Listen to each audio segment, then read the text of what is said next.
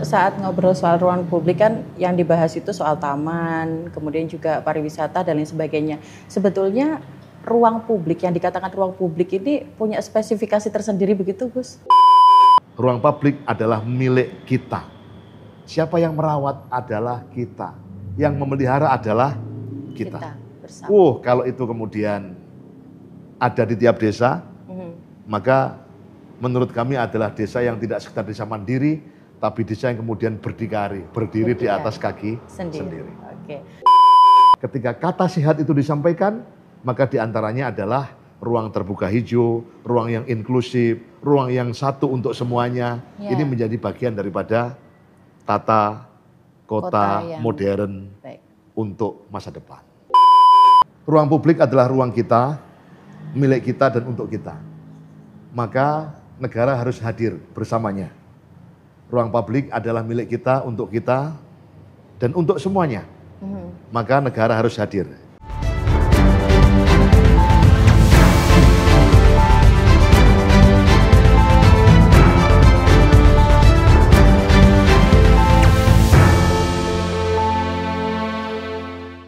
Assalamualaikum warahmatullahi wabarakatuh. Selamat datang di ABTV in Podcast. Bukan sekedar bicara, lebih dekat, lebih paham. Di tengah hiruk pikuk perkembangan kota, kadang kita masih lupa ya bahwasanya ruang publik ini tidak hanya sekedar taman ataupun trotoar, melainkan cerminan siapa yang diberi tempat, kemudian juga siapa yang dilibatkan dalam proses perencanaannya dan pencanangannya. Lantas apakah kota kita ini di Provinsi Jawa Timur ini sudah benar-benar milik semua orang? Apakah ruang publik yang ada di Provinsi Jawa Timur ini sudah menjadi tempat yang aman, nyaman, dan inklusif untuk seluruh lapisan masyarakat? Dan untuk membahas hal itu, hari ini kita sudah kedatangan narasumber yang sangat luar biasa. Beliau merupakan anggota Komisi D DPRD Provinsi Jawa Timur, Dapil 7 dari fraksi PKB, dan tentu beliau ini juga merupakan tokoh masyarakat yang concern terhadap isu pembangunan kota. Dan tentunya ini masih berkaitan dengan apa yang akan kita bahas hari ini, yaitu tentang tata kota berkeadilan, ruang publik yang ramah komunitas. Beliau merupakan Bapak Haji Ahmad Tamim, SHIMH, atau yang akrab disapa dengan Gus Tamim. Assalamualaikum Gus Tamim. Waalaikumsalam warahmatullahi wabarakatuh. Alhamdulillah sehat dan terus menebar manfaat. Terus menebar manfaat di tengah kegiatan yang sangat padat ya Gus ya, sebagai wakil rakyat. Ya tentu harus menyampaikan kepada rakyat terhadap mereka yang diwakili. Baik. Konsennya adalah secara fisik di daerah pemilihan, di Tulungagung, kemudian Blitar Raya. Tapi secara umum saya adalah anggota DPRD Jawa Timur. Ya tentu mulai dari Banyuwangi sampai kemudian Pacitan, mulai dari Sumeneb sampai kemudian Bojonegoro Ngawi. Dari ujung ke ujung. Dari ujung ke ujung. Oke, kita bicara soal tata kota berkeadilan begitu ya Gus. Cuman ada beberapa permasalahan yang ingin saya tanyakan sebetulnya kan. Kalau misalnya pemerataan ruang publik misalnya, ini daerah pinggiran ini kan rata-rata untuk menikmati fasilitas ruang publik itu harus punya effort yang lumayan banyak begitu ya Gus ya, untuk jaraknya, kemudian waktunya dan lain sebagainya. Misalnya begini, ingin mendatangi taman kota begitu, masyarakat harus menempuh jarak yang lumayan jauh untuk menuju ke taman kota dengan fasilitasnya begitu. Tapi sebelum kita membahas soal itu, di tema ini kan ada istilah tata kota berkeadilan Gus. Ini maksudnya seperti apa? Apakah ada kaitannya dengan pemerataan infrastruktur seperti itu Gus? Pemirsa podcast ABTV yang dimuliakan Allah Subhanahu wa taala. Alhamdulillah, tema tata kota yang berkeadilan ini adalah tata kota yang moderat. Tata kota yang menjadi impian kota di seluruh Indonesia. Kota berkeadilan ini adalah kota yang ramah lingkungan. Kota yang berkeadilan adalah kota yang bebas dari polusi yang tentu sudah ada upaya untuk pengurangan emisi. Kota yang berkeadilan adalah kota untuk semuanya, kota yang inklusif. Maka perlu kami jelaskan bahwa Jawa Timur ibu kotanya adalah Surabaya. Jawabannya iya. Jawa Timur, ibu kotanya Surabaya. Sama dengan di Blitar Kabupaten, ibu kotanya adalah Kanigoro. Nah, tentu pemerintah provinsi ini harus memfasilitasi dan mengkoordinasi 38 kabupaten kota yang ada di Jawa Timur. Nah, dari situlah kemudian support-support yang diberikan oleh provinsi adalah dua hal tadi itu, fasilitasi dan koordinasi.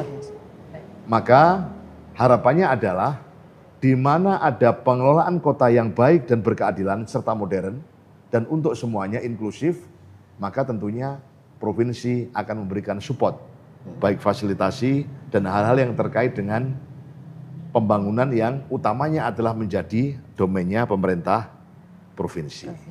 Baik. Ini kira-kira pengantarnya adalah seperti itu. Oke, baik. Kalau dengan definisi demikian, apakah kota-kota yang ada di Provinsi Jawa Timur ini sudah sebagian besar sudah menerapkan yang namanya tata kota berkeadilan, Gus? Ataukah masih jauh gitu? Upaya untuk menuju tata kota berkeadilan tentu sudah. Kan mengawalinya dari sebuah dokumen. Jadi ada beberapa hal yang memang harus dievaluasi oleh pusat. Ya tentu melalui provinsi. Satu kaitan dengan persoalan menyangkut investasi.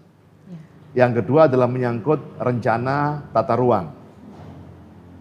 Rencana tata ruang dan tata wilayah. Ini tidak bisa yang namanya Kabupaten Blitar kemudian tentu menyusun sebuah rencana tata ruang, tapi kemudian diputus sepihak oleh Kabupaten Blitar, tidak bisa. Harus kemudian mendapatkan fasilitasi oleh pemerintah provinsi, oleh gubernur, dalam hal ini ya tentu satuan kerja yang terkait, dan kemudian tentu harus mendapatkan evaluasi juga dari pemerintah pusat. Artinya apa? Bicara tata kota yang berkeadilan, yang ramah lingkungan, kota yang inklusif, ini semuanya akan punya andil dan peran aktif. Tidak sekedar kota Blitar semisal, tapi juga provinsi maupun pemerintah pusat. Harapannya apa? Terintegrasi. Terintegrasi. Baik terintegrasi dalam sisi perencanaannya maupun terintegrasi dalam hal bahwa apa sih? Kalau kota Blitar wisatanya adalah wisata yang religi. Terkenal, iya baik. Makam Bung Karno, Kampung Coklat. Yang nah, terkenal. Tentu kalau di kota ada makam Bung Karno, kalau hanya satu ya tentu wisatawan tidak mungkin akan berlama-lama di Blitar. Karena tidak ada yang namanya upaya untuk bagaimana masyarakat datang ke kota Blitar. Wisatalah dalam hal ini. Dan alhamdulillah kita punya ikon di kota Blitar terkait dengan Masjid Ar-Rahman yang cukup monumental juga. Sehingga kalau mau ke Masjid Nabawi di Madinah, miniaturnya cukup murah meriah di Masjid Ar-Rahman. Gitu. Ar-Rahman di kota Blitar. Nah, selebihnya tentu juga orang perlu dengan sebuah tempat yang semuanya bisa. Yang semuanya akan mendapatkan. Dari sisi belanjanya, dari sisi kulinernya, dari sisi keberadaan anak-anak yang kemudian harus juga mendapatkan tempat yang untuk bermain yang enjoy. Nyaman. Nah, kira-kira datangnya ke Kampung Coklat. Sehingga satu kali tempuh masuk kota Blitar, religinya dapat, kemudian ibadahnya juga di Masjid Ar-Rahman dengan berlama-lama di sana dengan itikaf barangkali, baru kemudian santainya, enjoynya mungkin di Kampung Coklat atau di wisata-wisata yang lain. Ini adalah contoh bahwa, tapi ingat, ini kan kaitan dengan wisata yang barangkali adalah milik pengusaha. Tapi jangan lupa bahwa ruang publik terkait dengan di kota Blitar ada alun-alun, kemudian di Kanigoro ada ruang terbuka hijau. Nah, inilah yang kemudian harus betul-betul inklusif, masyarakat nyaman adanya, sehingga masyarakat akan mendapatkan baik itu tempat untuk bersama, tempat untuk belajar, tempat untuk mencurahkan peran serta aktifnya terkait dengan pembangunan. Ini adalah bagian daripada ruang publik yang berkeadilan. Oke, baik. Kalau mungkin Gus Tamim ini sudah berkunjung ke beberapa tempat begitu ya, di provinsi lain misalnya. Itu apakah ada tata kota berkeadilan yang mungkin nanti menjadi, wah ini bagus nih kalau misalnya kita bawa ke Provinsi Jawa Timur begitu? Tidak perlu jauh-jauh di luar Jawa Timur ya. Oke. Jadi semisal Kota Madiun. Nah, Kota Madiun adalah kota edukasi. Sehingga kalau mau belajar dan mau mengetahui apa sebenarnya ikon dunia, cukup datang ke Madiun. Oh iya betul. Selain di sana ada yang namanya perusahaan kereta api. Kemudian wali kotanya dan pemerintah yang ada sangat amat cerdas. Kemudian dia memanfaatkan daerah aliran sungai yang ada di tengah kota, yang dia bikin kemudian tidak sekedar edukasi, tapi kemudian miniatur-miniatur dunia. Sehingga untuk tahu bagaimana Asia, bagaimana Eropa, cukup datang di Kota Madiun. Tapi yang terpenting adalah jangan lupa, seluruh tempat-tempat yang di sana adalah inklusif. Anak-anak juga pas, anak muda juga kemudian menyukainya, tapi jangan lupa untuk lansianya juga harus kemudian mendapatkan hak yang sama. Madiun cukup, dan Kota Surabaya di beberapa titik sangat ramah terhadap lingkungan, sangat ramah kepada seluruh komunitas, baik itu anak-anak. Bahkan di dekat Darmo itu saya baca ada taman khusus lansia. Oh, iya. Artinya orang yang sudah di atas usia 60 bahkan mungkin 70 ketika masih lengkap suami dan istri, ini sesekali butuh kemudian curhat. Butuh sesekali kemudian menyatu dengan alam. Untuk kemudian punya pikiran dan pengantar bagaimana kemudian memanfaatkan sisa hidup yang ada. Nyebutnya adalah taman lansia, taman anak-anak. Bahkan di Bandung semisal itu ada upaya dari wali kota atau pemerintah ya, bagaimana kemudian menciptakan warga masyarakat ini indeks kegembiraannya naik, meningkat. Karena salah satu daripada indikator bahwa kota itu adalah kota maju, kabupaten adalah kabupaten yang maju adalah masyarakatnya betul-betul gembira. Oh, bahagia ya. Gembira. Makanya itu ada taman di Bandung, ada komunitas-komunitas, jadi mohon maaf, ada kelompok-kelompok muda, mungkin yang jomblo-jomblo juga ngumpul di satu tempat yang kemudian dengan wali kotanya dikasih tulisan begini, berakit-rakit dahulu, bersenang-senang kemudian. Berakit-rakit dahulu, bersenang-senang kemudian. Temanmu sudah pada ke penghulu, kamu masih sendirian. Itu sehingga begitu dia masuk ke arena hijau, tidak sekedar kemudian hijaunya alam, tapi begitu masuk itu sudah ada introspeksi diri begitu ya. Kok usia segini belum laku. Nah, ternyata kalau masuk di komunitas yang anak-anak mereka juga tidak pas, maka ada komunitas namanya komunitas jomblo. Tagline-nya adalah berakit-rakit dahulu, bersenang-senang kemudian. Temanmu sudah pada ke penghulu, kamu masih sendirian.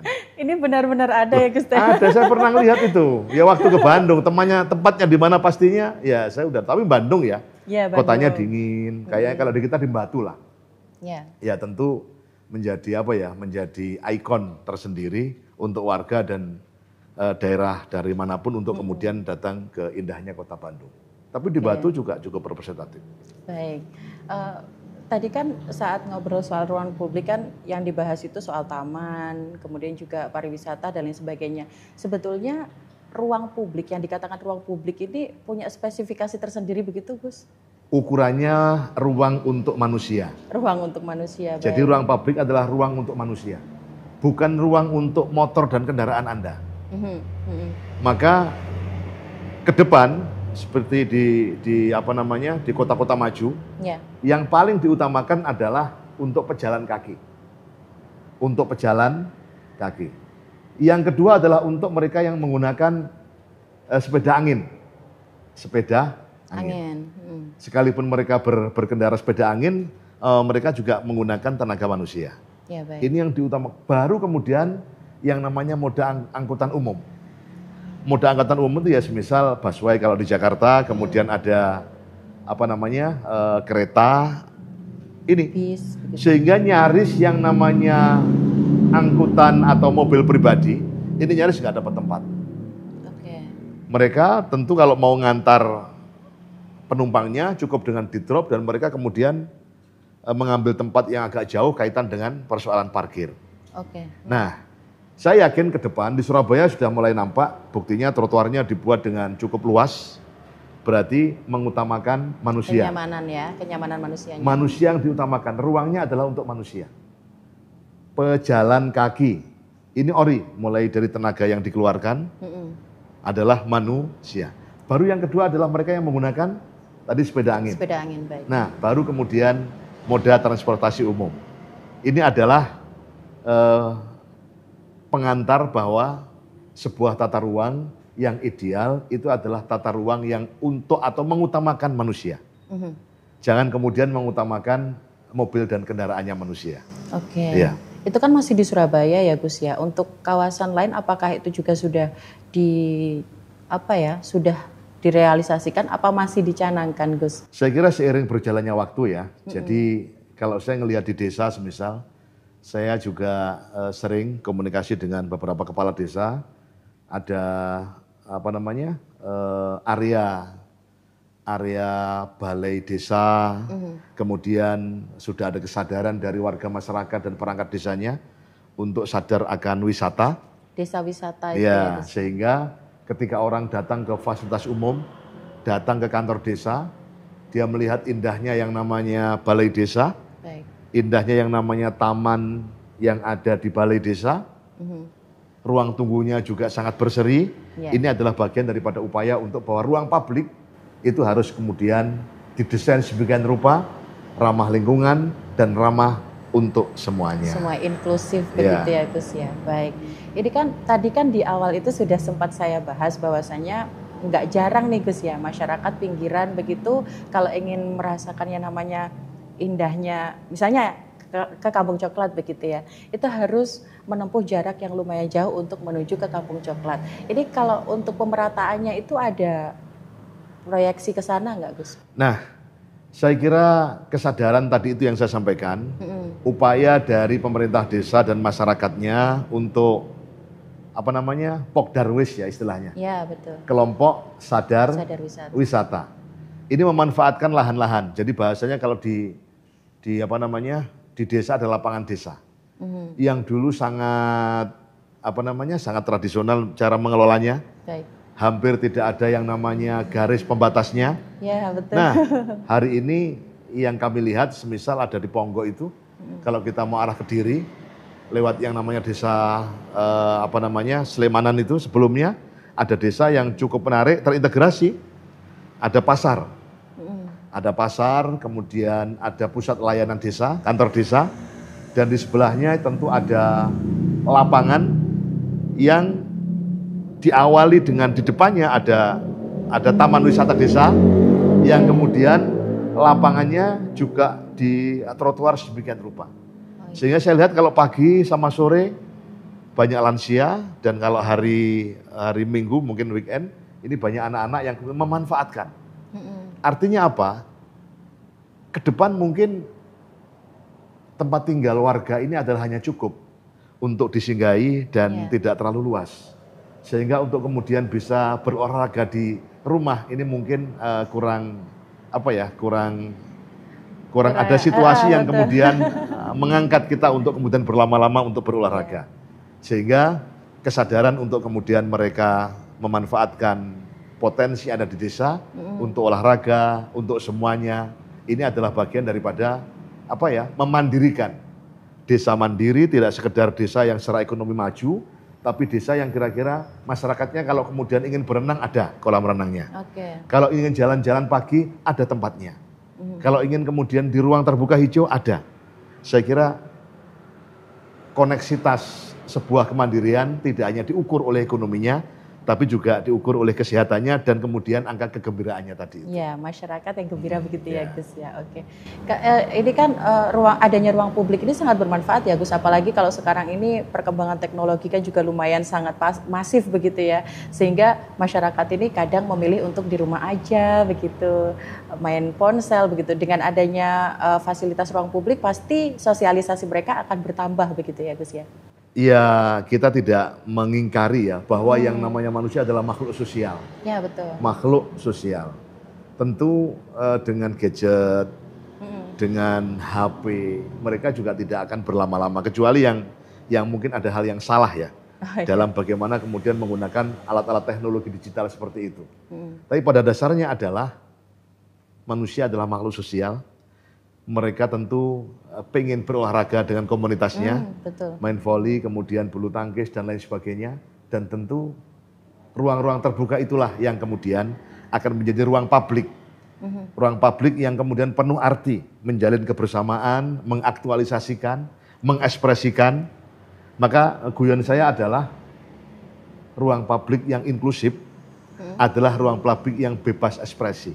Bebas ekspresi. Bebas ekspresi itu maksudnya begini, jangkauannya tidak terlalu jauh, nggak terlalu jauh, terintegrasi, tempat olahraganya ada, tempat belanjanya juga ada. Ya, juga tersedia. Kuliner. Nah, tentu MCK-nya juga harus dijaga dengan baik. Jangan sampai olahraganya kemudian baik, ruang publiknya baik, tapi kemudian untuk bagaimana MCK-nya, ya tentu orang tidak akan datang lagi. Ya. Dan jangan lupa, ruang publik adalah milik kita. Siapa yang merawat adalah kita. Yang memelihara adalah kita. Bersama.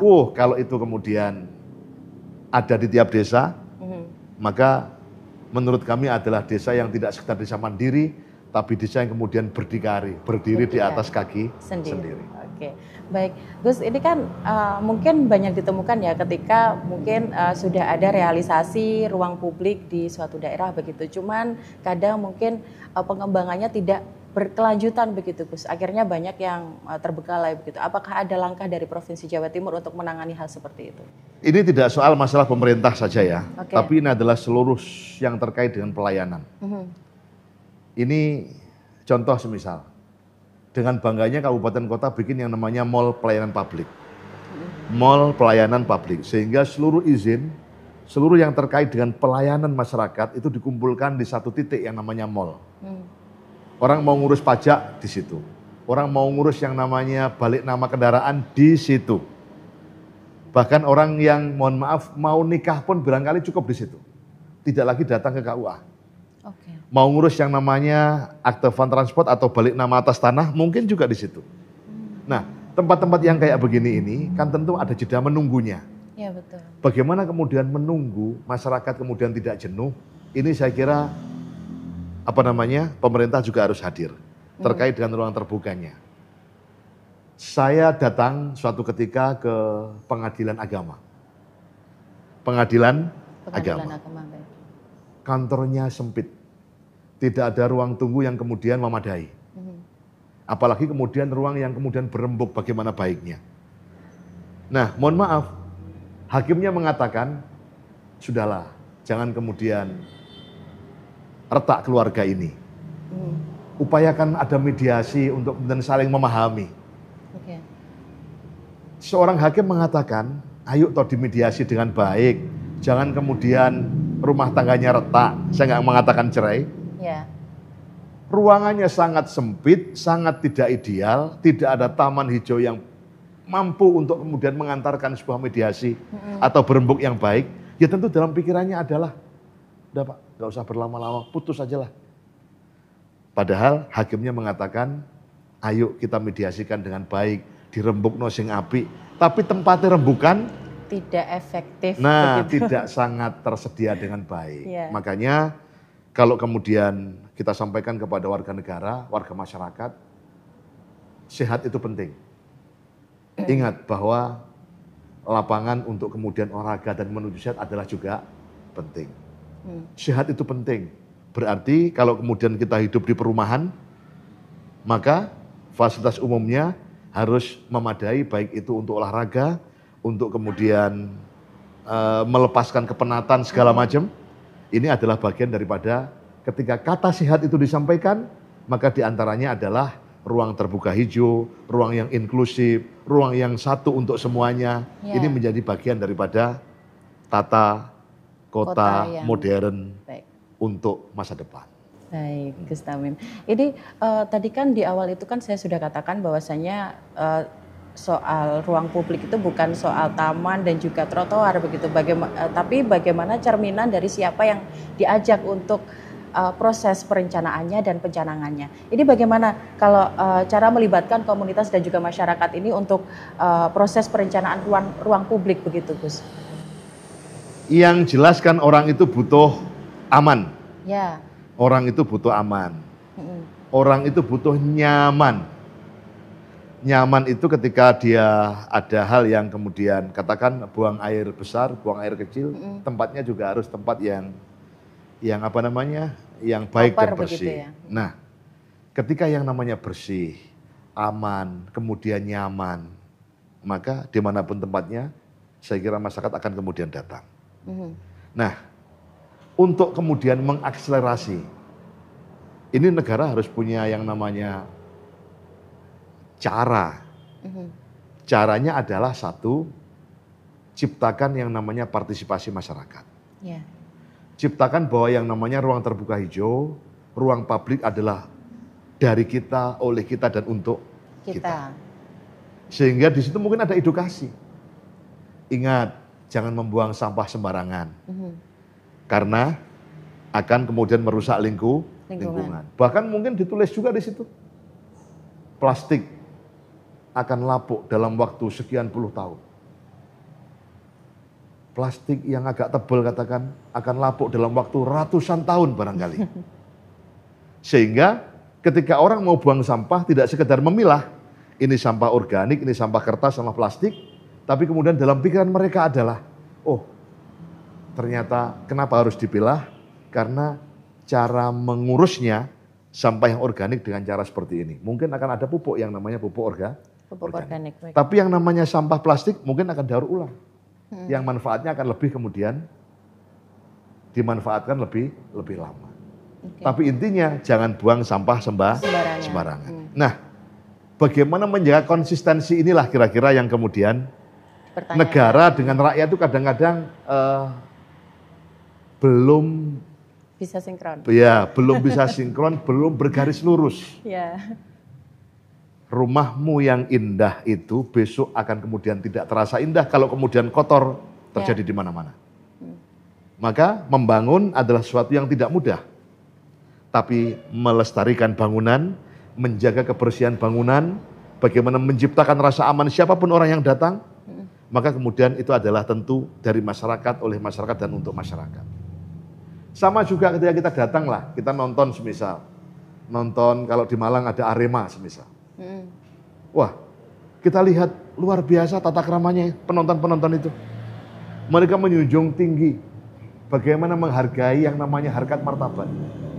Gak ada ceritanya yang namanya Arema kemudian main, kemudian Aremania terus kemudian mengambil porsi di di balkon-balkon itu. Yang mohon maaf, yang namanya anak-anak laki kemudian jahil kepada perempuan, oh itu diajar betul. Sangat komunitasnya. Sehingga siapapun laki perempuan datang ke tempat itu adalah aman dan nyaman. Dan tentu jangan lupa, aman ini juga tentu negara yang hadir. Tidak serta-merta kemudian tidak dalam pengawasan. Aparat keamanan juga harus aktif. Nggak mungkin aparat keamanan kemudian mendeteksi sekian luasan yang kemudian untuk aman. Maka juga harus ada tata yang kemudian canggih. Nah, CCTV semisal. Yang CCTV juga harus dijaga oleh aparat sehingga ketika ada yang kemudian jahil ataupun kemudian merusak langsung kemudian menegurnya dan kemudian memberikan sanksi. Sanksi ya tentu sanksinya atau punishment-nya adalah punishment yang sifatnya mendidik.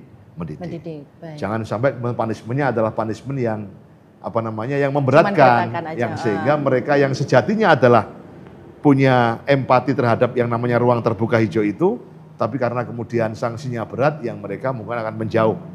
dari yang sejatinya adalah itu milik kita kelola bersama-sama akan keamanan dan keindahannya. Itu termasuk memanfaatkan teknologi ya Gus ya, untuk Harus, ruang publik. Harus. Oke. Baik, kalau dalam perkembangannya ruang publik sendiri ya Gus ya, itu apa ada tantangannya Gus? Misalnya mungkin apa ya, masyarakat yang kurang cocok atau sebagainya, ada tantangan khusus nggak? Menurut saya begini loh ya, jadi masyarakat harus dilayani, rakyat dilayani, jangan diberatkan.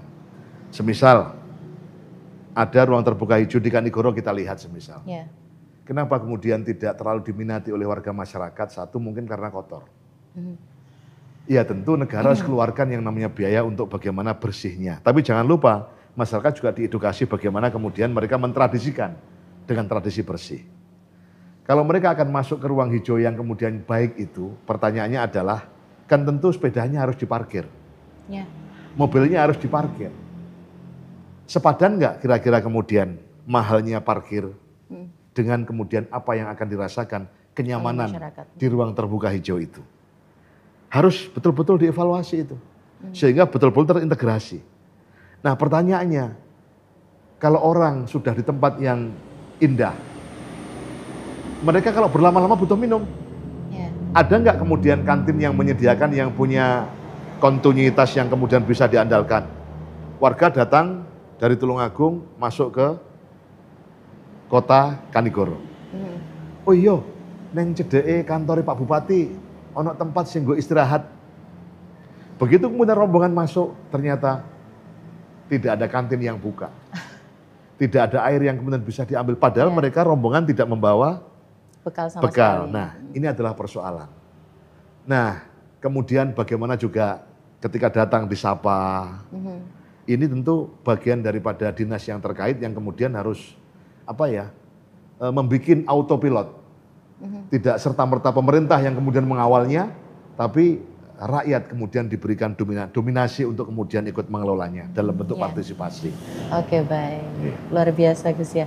Ini karena waktu kita sangat singkat, mungkin Gus Tamim ada sesuatu yang ingin disampaikan kepada masyarakat terkait dengan ruang publik misalnya?